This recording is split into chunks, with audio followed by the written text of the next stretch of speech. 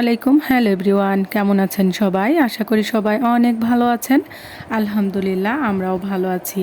নতুন আরেকটি ভিডিও নিয়ে চলে এসেছি, আশা করি আপনাদের ভালো লাগবে। সকালে উঠে সব কাজগুলো গুছিয়ে নিয়েছি, তারপর চলে এসেছি হাঁস মুরগিগুলোকে খেতে দিতে।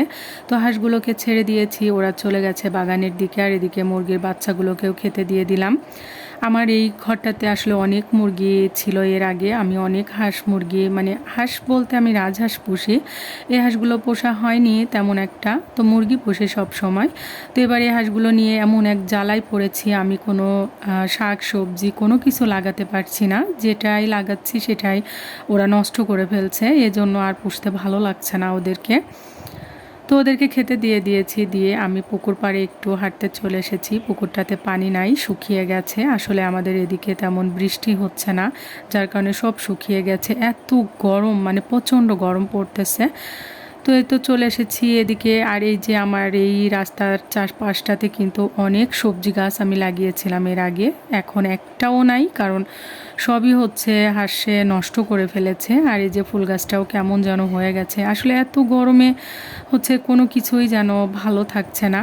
আর এই তো আমাদের হচ্ছে গাছের, আমাদের কিন্তু অনেকগুলো আম গাছ আছে।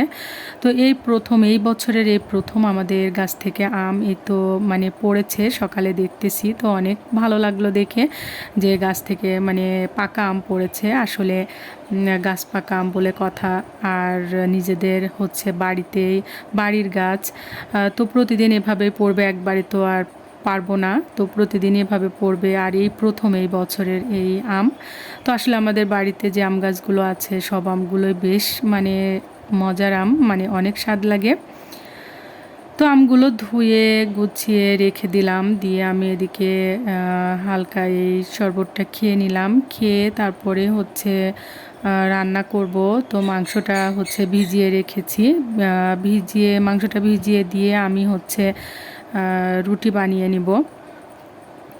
তো আসলে মাংস রান্না করলে আমার ছেলে বলে হচ্ছে রুটি বানিয়ে দিতে, ওর মাংস দিয়ে রুটিটা বেশি ভালো লাগে। তো আমি চলে এসেছি হচ্ছে রুটি বানাতে। তো আটাটা আসলে বেশ গরম ছিল।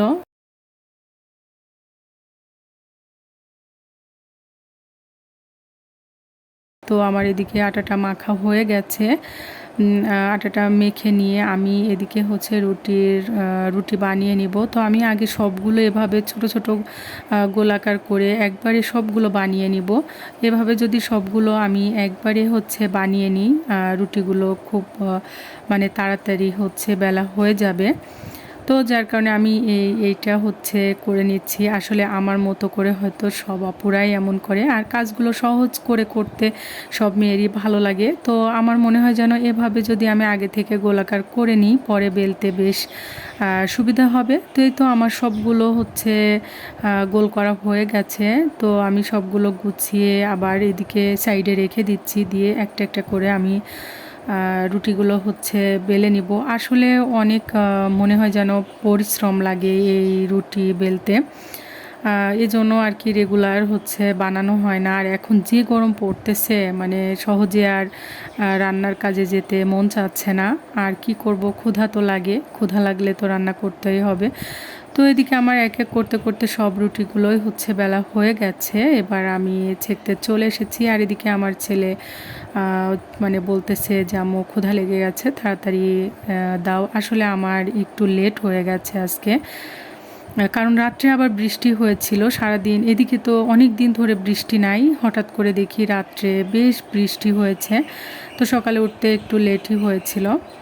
তো আমার রুটি সবগুলোই হচ্ছে ছেঁকে নেওয়া হয়ে গেছে। এদিকে ছেলেকে খেতে দিয়ে দিয়েছি, আর আমি একটু দুধ চা বানিয়ে নিচ্ছি। আসলে আমার রুটিতে মানে দুধ চা দিয়ে খেতেও বেশ মজা লাগে, কারণ রুটি বানালে আমি হচ্ছে রুটি পরোটা যেটাই বানাই না কেন এদিকে একটু দুধ চা বানিয়ে নিই। তো এই তো আমাদের সকালের নাস্তাটাও হয়ে গেছে। আমার আর আমার ছেলের নাস্তা করে আমি দুপুরে রান্না করতে চলে এসেছি। আমি দুপুরে হচ্ছে চিকেন রান্না করব। তো একটু আলু দিলে আমার কাছে বেশ ভালো লাগে, চিকেনটা আমার তেমন খেতে ভালো লাগে না, তো আলুটা দিলে একটু ভালো লাগে আর কি।